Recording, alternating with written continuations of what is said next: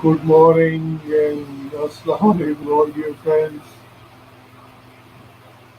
Thanks for feedback of past many hours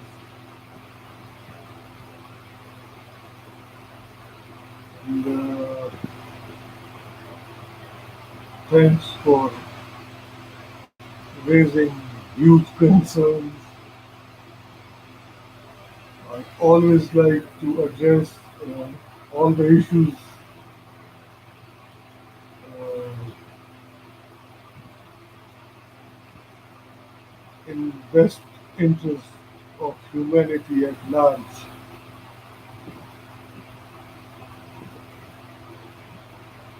So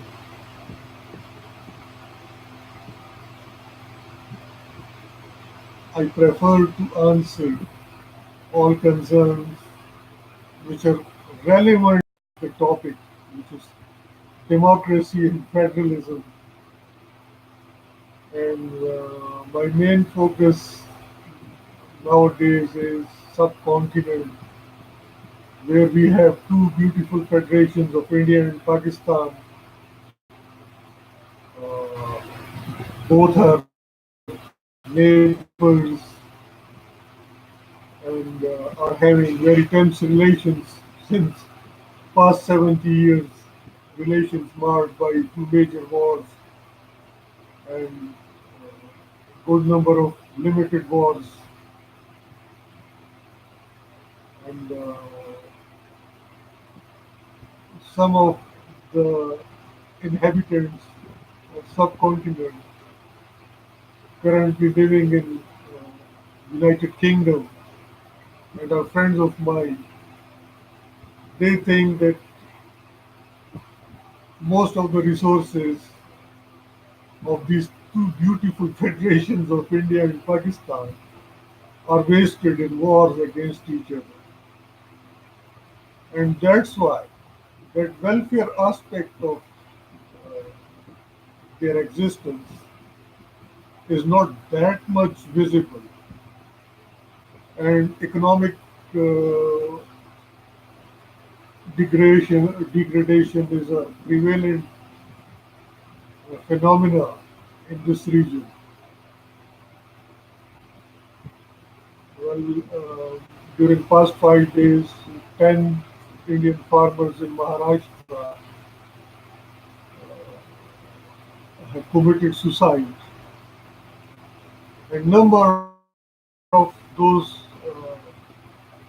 farmers whom had committed suicide so far is so huge of past 70 years. So record of human rights is bleak there because since long farmers are committing suicides in India and there are no prompt measures to save their lives so far.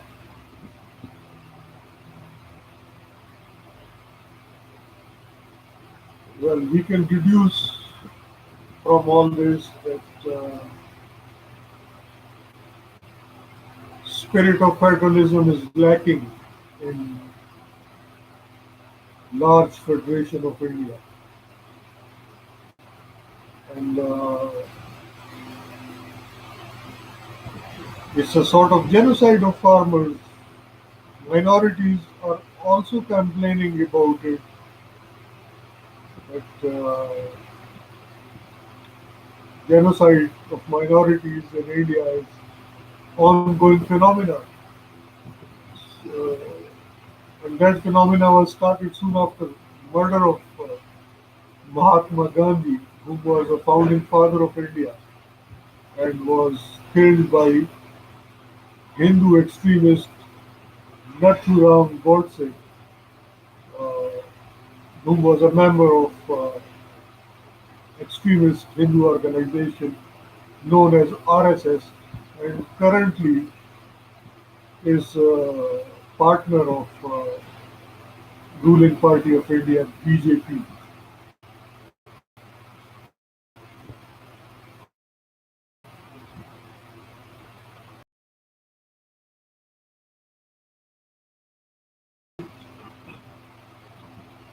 Uh, in 1947, when these two beautiful federations came into existence, after departure of British colonial rulers, because of prevailing ignorance at large scale among masses, some opportunist, uh, fascist, and Nazi uh,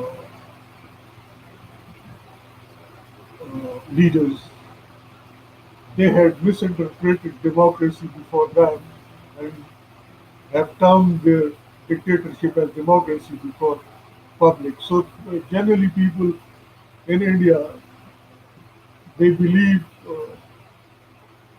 in democracy of a brand promoted by Nazi and fascists there. And Hitler was having only one Goebbels, but Indian Nazis are having hundreds of Goebbels at their disposal, uh, busy in propagating negative things about Pakistan. And at one occasion, while I was involved and I had to monitor that level of propaganda against Pakistan emanating from India, uh, in reply to a phone call of a journalist friend of mine, I told him, my friend, the level of propaganda against Pakistan launched by Indian Goebbels is of such a great magnitude that if any bad thing happens to Pakistan and Pakistanis, uh, world community will feel happy about it. So we have to clarify and we have to make clear uh, our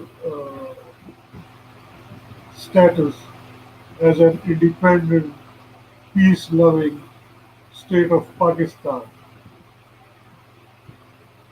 Um, Fact is that we are a peace-loving member of United Nations, and we were attacked by aggressors, Nazi aggressors in India, so many times. And Pakistan uh, was dismembered in 1971 in consequence of intervention from Nazi and fascist India. How the Indians are born Nazi and fascist? Because their one leader uh, was close ally of Hitler and had formed Indian Liberation Army in collaboration with Hitler and was involved in fighting in Second World War against Great Britain. So, because of that great influence which Hitler was having through close contacts with uh, certain Indian leaders prior to 1947, uh, that his ideology is dead in Europe almost, but is still alive in India and in the whole of subcontinent in one way or another.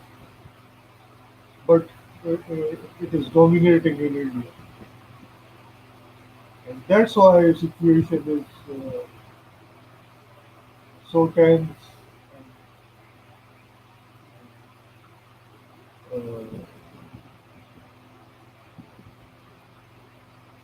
situation is sometimes it goes uh, real bad or worse when Goebbels in India they start propagating against Pakistan. Though uh, Shimla agreement between India and Pakistan that provides for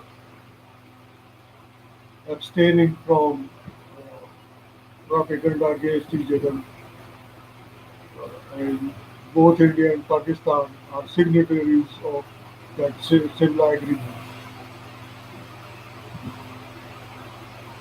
That agreement was signed between India and Pakistan after 1971 war between these two countries. So, because of all that prevailing ignorance, Nazism, and fascism, who is suffering the most?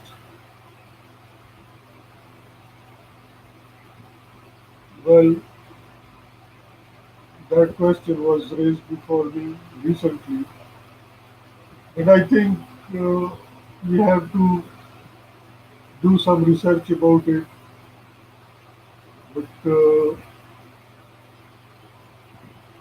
those self-evident truths do reveal that everyone in subcontinent is suffering, uh, and only hope before us is Constitution of India and Pakistan. Both these constitutions provide for true democracy, federalism, and are equipped with power of judicial review for the judiciary, which can do justice and uphold supremacy of constitution to keep these two federations intact.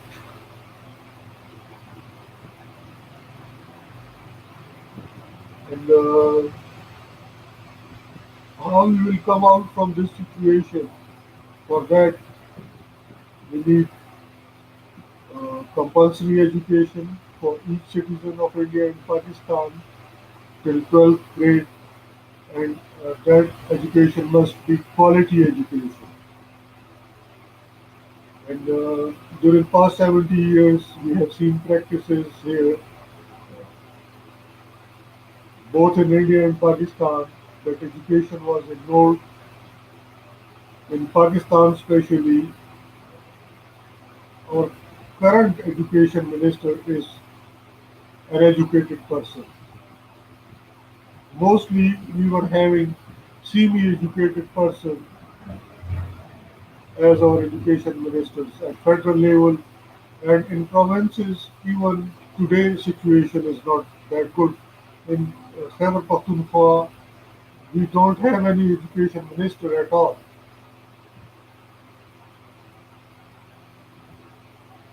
So we need educated people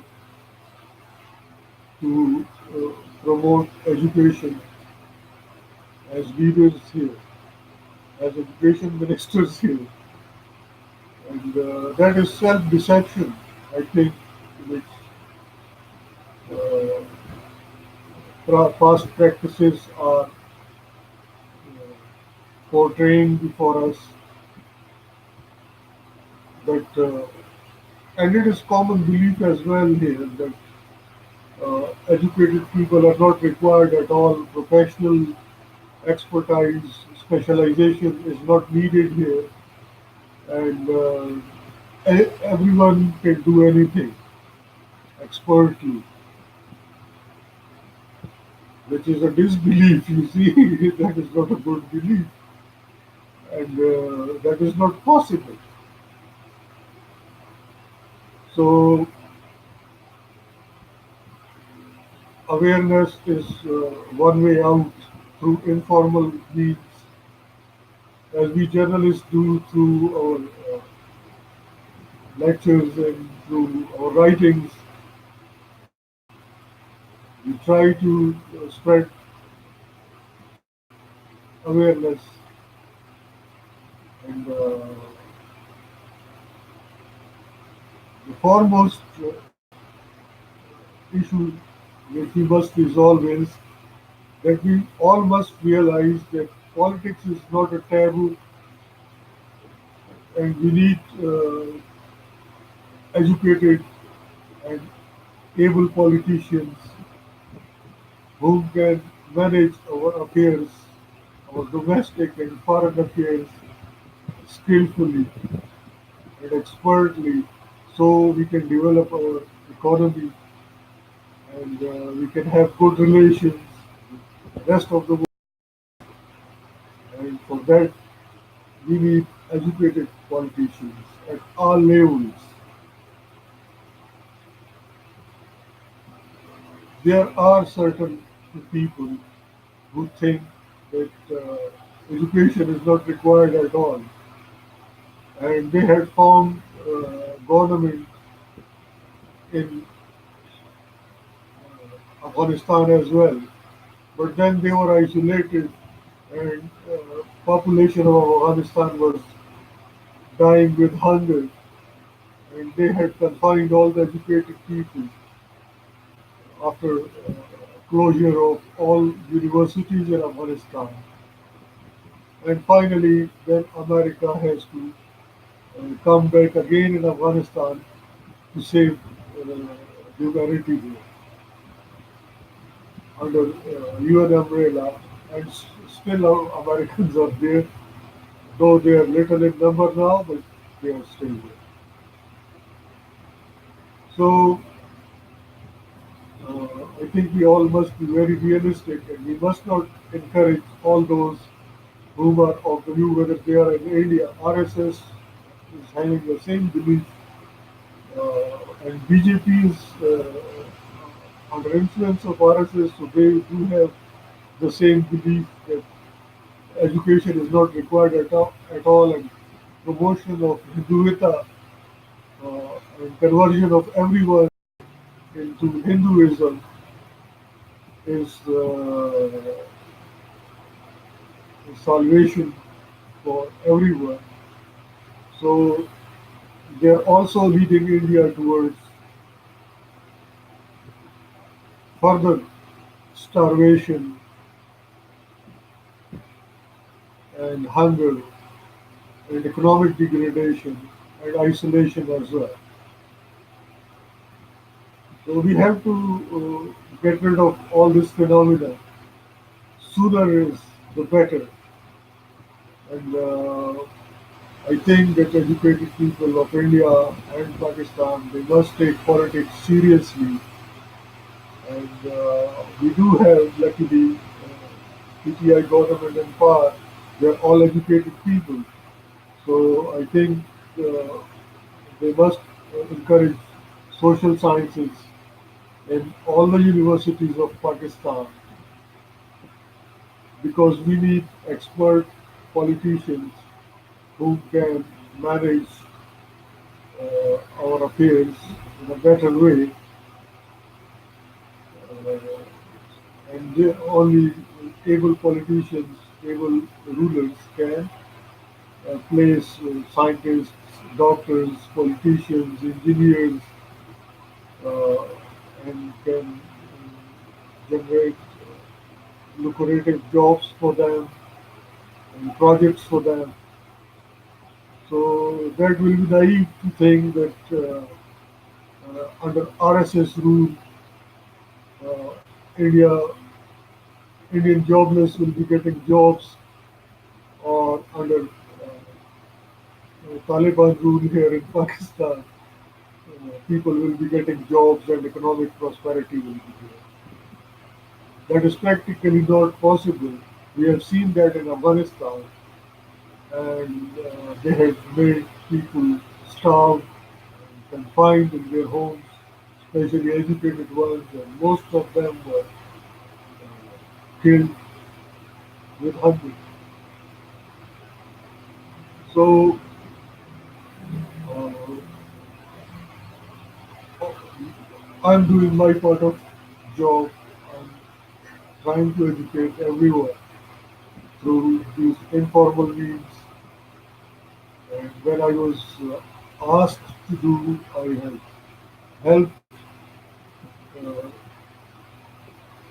my government here in Pakistan in establishing new educational institutions. I have headed a private university, I have headed a private college of education, I have taught constitutions in law college, I had served government as monitoring officer to improve a lot of displaced people in tribal area of Pakistan while working in a UNHCR funded project for 2 years. So I did whatever is possible, and I think we all must uh, take politics seriously so that situation can be improved here in subcontinent in these two beautiful federations. Uh, Constitution of India and Pakistan both are intact, though extremist element they want to change the system. They want to establish their dynasty rule, and so far they are a failure. Our people are now greatly aware about the political system, and situation is uh, not that bad as it is being portrayed by certain people. I wish all the best to all of you and good luck as well.